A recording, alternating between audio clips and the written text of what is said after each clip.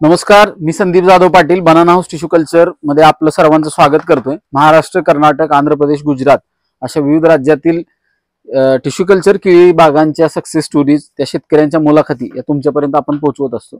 आजची ही जी बाग, ही केळीचं घड आणि हे जे शेतकरी आहेत त्यात अमोल सयाजी माने, गाव वलवण, तालुका आटपाडी, जिल्हा सांगली इथली ही बनाना हाऊस टिश्यू कल्चर केळी रोपांची बाग आहे। 11 महिन्यातलं जे काय प्रयत्न आहेत ते आज तुमच्याशी मी शेअर करणार। आता बघितलं आपण, हा माल एक्सपोर्ट होतोय। अनंत अडचणी आल्या, निसर्गाची साथ नाही, एक काय म्हणू, वेगवेगळ्या अडचणीवर मात करत आतापर्यंत इथपर्यंत आलेलं आहे। अशा पद्धतीची ही बाग आहे आणि ह्या 10.5-11 महिन्यात जे काही घडलेलं आहे ह्या सगळ्याची स्टोरी आज तुमच्याशी मी शेअर करणार आहे।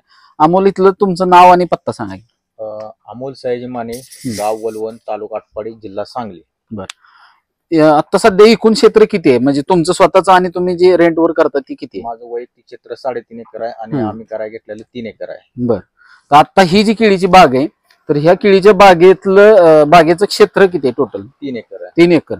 3 एकर मध्ये तुम्ही किती रोपांची संख्या आणि किती बाय किती अंतर ठेवले? 6x5 आहे आणि 32 रोप बसवलेत आपण। 32 रोप आहे। 3200 रोपांची ही बाग आहे आणि 6x5 इथलं अंतर आहे।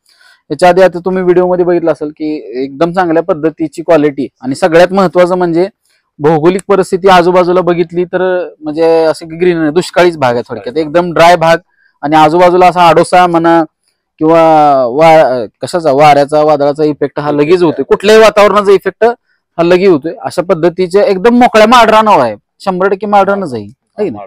माळरानावरती ही बाग आहे। म्हणजे सुरुवातीला मला सुद्धा असं वाटलं होतं आता काय सक्सेस होते की नाही 1-2 महिन्यानंतर सुद्धा, कारण काही ठिकाणी जमिनीच्या फरकामुळे रोपांची वाढ ही नव्हतीच आणि त्यातल्या त्यात मला वाटतं तरी जिथं फरक आहे तिथे एक साधारणतः 500 रोप तर असतील, 200-300 रोप फक्त, तेवढं सोडलं तर बाकी चांगली। तर अशा आणि त्याच्या आधी पण तुमची वैयक्तिक आता खोडवाग आहे ना, निडवा आता तिसरं पीक आहे तुमचं। तर ह्या सगळ्या नियोजनामध्ये हे क्षेत्र, ह्या क्षेत्रात पूर्वी काय होतं तिथून सांगायचं, म्हणजे कसं कसं क्षेत्र तुमच्याकडे आलं, काय केलं? हे क्षेत्र आम्ही आणि माझ्या भावाने घेतलेलं आहे खंडानं, आणि पहिले ह्यामध्ये काय नव्हतं। आम्ही नंतर हे रान तयार करून केळी लागवड केलेली आहे। बर, म्हणजे हे क्षेत्र कसं तयार केलं सांगा, काय काय केलं आहे? पहिल्यांदा नांगरून घेतलं, पडीकच होतं म्हणताय ना? पडीक होतं म्हणजे मग बाकी काय होतं का त्यात? असं काय नाही, काय नव्हतं, प्लेनच रान होतं। पहिले ह्याच्या अगोदर त्यांनी काय केलं असं काय माहित नाही आपल्याला, पण आपल्याला तेव्हा पडीक होते 1 वर्षभर रान।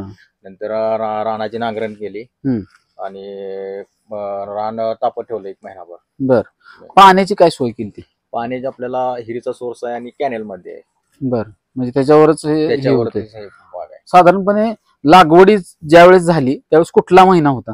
जुलै चालू होता। जुलै चालू होता। जून मध्ये म्हणजे रोप आपण मागवलेली, पण टेम्परेचर जास्त असल्यामुळे लागण केली नव्हती, पाऊसच पडला नव्हता। पाऊसच पडला मुळात, आणि मागचं वर्ष ही दुष्काळाचंच होतं ना, मला वाटतं एक पण मोठा पाऊस झाला नाही, पण मोठा पाऊस झाला। आज म्हणजे रोप लावलं पावसाळ्यातच, तिथपासून पाऊस नाही आणि आता बरोबर हार्वेस्टिंग पार उतरायच्या वेळेस पाऊस चालू झालाय। अशा पद्धतीची ही बाग आहे। तर ज्यावेळेस आपण रोपांची लागवड केली तर मशागत केली आणि त्यानंतर सपाट लावली का सरी पाडून कसं केलं होतं? प्लेन लावलेले। प्लेन लावलं। शेणखताचा काय वापर केला होता त्याच्या आधी? नव्हता आधी वापर केला, नंतर 2 महिन्याने शेणखत 60 डम्पिंग टॉयलेट टाकलेला। 7 ट्रेलर का टॉयलेट म्हणजे डम्पिंगच्या। तर शेणखताचा वापर साधारणतः 1-1.5-2 महिन्यानंतर केला, बरोबर? डबल लॅटरल इथं वापरलेली दिसते, म्हणजे ही अत्यंत महत्वाचा विषय, कारण एकतर इथली भौगोलिक परिस्थिती नाही, त्यानंतर दुष्काळी परिस्थिती म्हणा आणि टेम्परेचर जास्त असणार। किती असतं टेम्परेचर उन्हाळ्यातले? गेल्या वर्षी 38-40 वर होतं।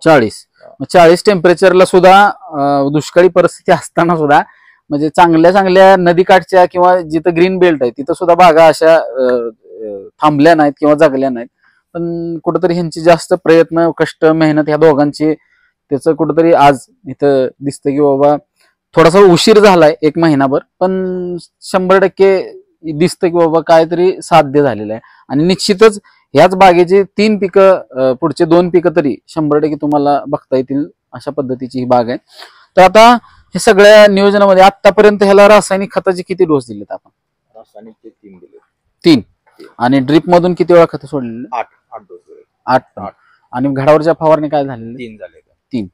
तर साधारणतः साधं सोपं व्यवस्थापन आहे ते, एक 3 भेसळ डोस एक 8-9 वेळेस आळवणी आणि साधारणपणे एक 3 फवारण्या झालेल्या आहेत. तसं तर अजून माल बाकी, आज पहिलाच तोड आहे ना, पहिला. आणि आज काय रेटने देतोय आपण? 20 रुपयांनी. एक्सपोर्टला हा माल देतो 20 रुपये प्रमाणे. थोडंसं काय होतं की ज्या क्षेत्रामध्ये बागांची संख्या कमी आहे तिथं व्यापारी म्हणजे जास्त माल असेल ना तर एकमेकाच्या ऍडजस्टमेंट नुसार कमी जास्त निघत असेल तर तो लवकर होतो. पण त्यातल्या त्यात आता काय झालेलं आहे की वाऱ्या वादळात हा जवळजवळ 80% बागा पडल्या चांगल्या एरियातल्या, जिथं केळीचं पॉकेट आहे मेन, आणि तिथनं हा रेट आज उचललाय. त्यामुळं एवढ्या कसं बघितलं तर साईडला डोंगरच आहेत, म्हणजे अडचणीतच असेल त्या पद्धतीने. इथं बेरगळवाडी म्हणून एक बेरगळचा प्लॉट आहे आणि इथला एक प्लॉट, असे बोटावर मोजण्या एवढंच प्लॉट आहे तर केळीचा हा विषयच नाही पूर्ण. तर ह्यामध्ये आज एक्सपोर्ट होते एक 20 रुपये प्रमाणाचं सगळं केलेलं आहे नियोजन.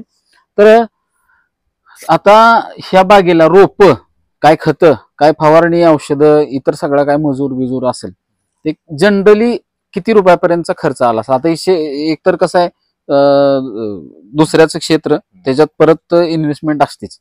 तर तुम्हाला सगळ्या गोष्टी म्हणजे सुरुवातीपासून करावं लागल्या. हे काय तुमचं वैयक्तिक नाही, त्यामुळे इथं काय सेटल नव्हतं सगळ्या गोष्टी. एकदम नवीन पासून किती रुपयापर्यंत आतापर्यंत खर्च केला आतापर्यंत टोटल? म्हणजे साधारणपणे ह्याच्यामध्ये लॅटरल्स आहेत आले, लॅटरल, रोप, खत, फवारण्या, औषधं, बाकी सगळ्या गोष्टी. तर ह्या साधारणपणे 4.5 लाख रुपयापर्यंतचा खर्च आला. म्हणजे बेसिक आहे.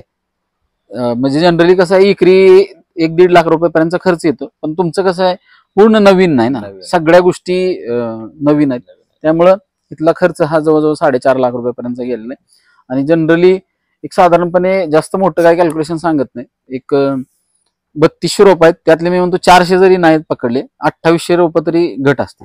साधारणपणे 25-75 एक 60-70 टनापर्यंत सुद्धा जरी इथला माल कव्हर झाला चांगल्या पद्धतीनं आणि व्हायला काय अडचण नाही, अशा पद्धतीने कमीच कॅल्क्युलेशन धरले मी. कमीत कमी रास आणि कमीत कमी ऍव्हरेज जरी आपण पकडलं, आजचा जरी 20 रुपये रेट असला तरी आपण 15 जरी पकडला, बरोबर आहे, 15 जरी पकडला आणि 50 ते 60 टन जरी माल म्हणलं तर साधारणतः 15-5-75 एक 5-6 लाख रुपयाच्या वरती इथलं उत्पादन. आणि फक्त ऍक्च्युली खर्च जास्त झाल्या कारणानं थोडस उत्पादन ही होणार आहे. पण ह्याची कसर या पुढच्या येणाऱ्या 2 पिकामध्ये ही 100% निघणार, त्यात काय वादच नाही. अशा पद्धतीची ही बाग आहे. तर ह्या सगळ्या नियोजनामध्ये निसर्गाकडनं मोठी अडचण काय आली होती? ज्यावेळी पाऊस लवकर नव्हता त्यावेळी, आणि आपण 1 महिना बुकिंग अगोदर केले, रोप आलेले आणि आपण 1 महिना रोप ठेवलेले होते शेतामध्ये. हा, ती झालं. पण रोप लागवडीपासून आजपर्यंत आता कसं झालं, वारं वादळ काय इकडे आलं नव्हतं? वादळ होतं की, त्यात काय झाडं पडली का त्यावेळेस? साईडून हत्ती गावात लावलेला होता, प्रोटेक्शन दिलं होतं, त्यामुळे काय नुकसान नाही झालं. जवळजवळ 80-90% पर्यंत लोकांचं नुकसान झालं. पण निसर्गाची साथ मिळाली आणि ही बाग आहे उभी राहिली. एकही झाड पडलं नाही वाऱ्यात तुमचं वादळात. हा, ती झालं की आता हाईटने किंवा वजने थोडस काय म्हणू आपण, माळरानाचं जमीन असल्यामुळे थोडासा सपोर्ट राहत नाही.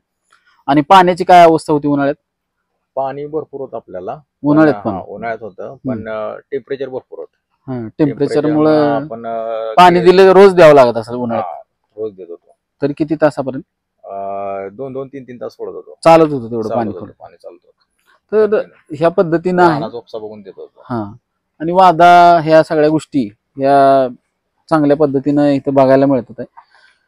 जे शेतकरी चांगलं खताचं पाण्याचं व्यवस्थापन करतात हे काय फक्त नुसतं श्रेय आमच्या रोपामुळे झालेलं आहे असं अजिबात नाही.